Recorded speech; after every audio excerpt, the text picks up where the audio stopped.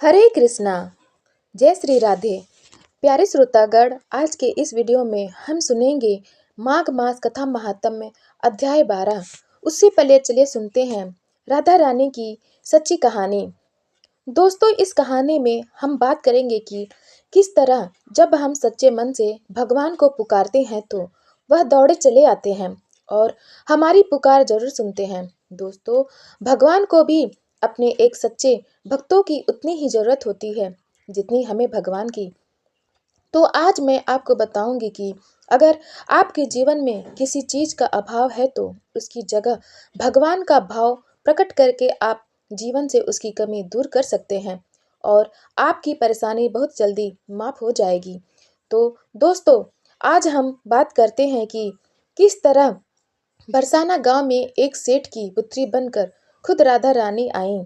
दोस्तों, एक बार की बात है। बरसाना गांव में एक सेठ रहता था जो बहुत धनी था। उसके 3 पुत्र थे, परंतु उसकी कोई पुत्री नहीं थी। कुछ समय पश्चात उसकी पत्नी का देहांत हो गया और सभी पुत्रों की शादी हो गई।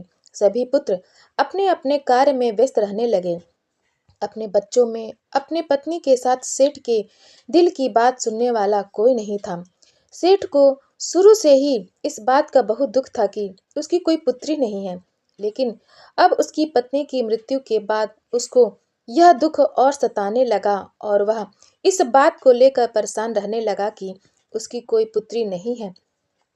एक दिन एक महान पंडित उसके घर पर आए और उसे दुखी देखकर उसने पूछा कि तुम्हें किस बात की परेशानी है, तुम क्यों दुखी हो। तो उसने अपना दुख का कारण पंडित को बताया कि कोई मेरी पुत्री नहीं है, इस वजह से मुझे अपने जीवन में यह अभाव रहता है कि मेरी कोई पुत्री क्यों नहीं है। तो वह पंडित उसको कहता है, लो, यह भी कोई परेशानी की बात है। तुम राधा रानी को अपनी बेटी मान लो। हमारे जीवन में जिस चीज की कमी होती है उसको भगवान ही पूरा कर सकते हैं। परेशान होने से क्या होगा, तुम राधा रानी को अपनी बेटी मानो और उसे अपने दिल की बात किया करो। देखना, तुम्हें यह अभाव कभी नहीं सताएगा। सेठ को पंडित की यह बात अच्छी लगती है और वह ऐसा ही करता है।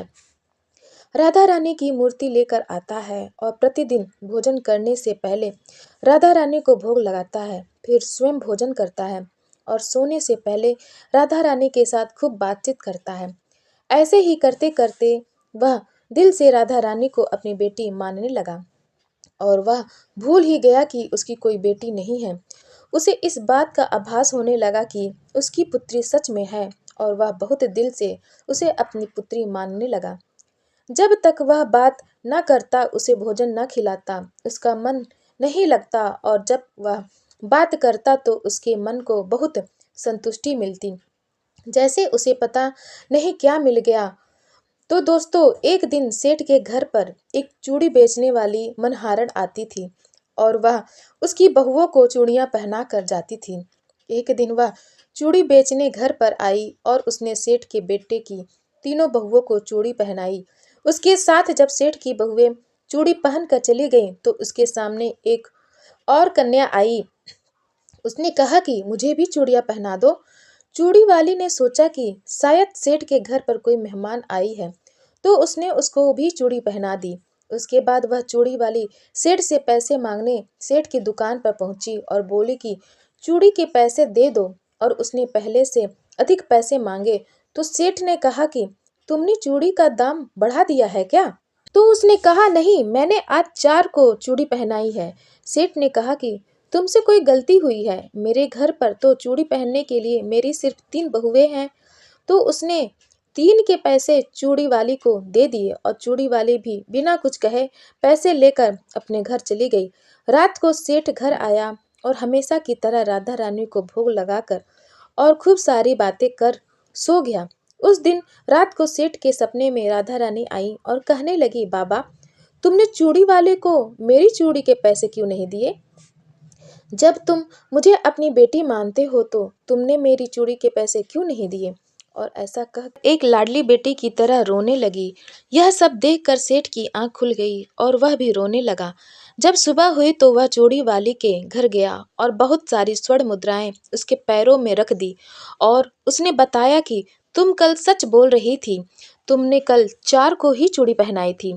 मैंने राधा रानी को अपनी बेटी माना है। तुम बहुत भाग्यशाली हो जिसको राधा रानी के दर्शन हुए हैं। मैं इतने दिनों से उनके दर्शन को तड़प रहा हूँ और तुमने एक बार में ही उनके दर्शन कर लिए।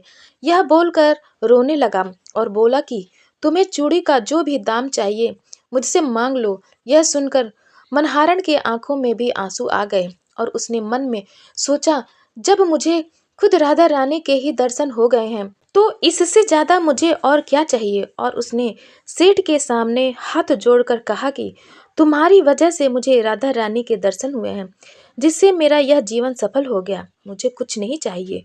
तो दोस्तों, देखा कि जब हम भगवान को दिल से पुकारते हैं, उनकी पूजा अर्चना करते हैं, तो वह कैसे हमारे पास दौड़े चले आते हैं। आशा करती हूँ आपको यह कहानी बहुत अच्छी लगी होगी और आप भी अगर किसी वस्तु को लेकर परेशान हैं तो भगवान से प्रार्थना कर सकते हैं। वह आपकी प्रार्थना जरूर सुनेगा। बोलिए राधा रानी की जय।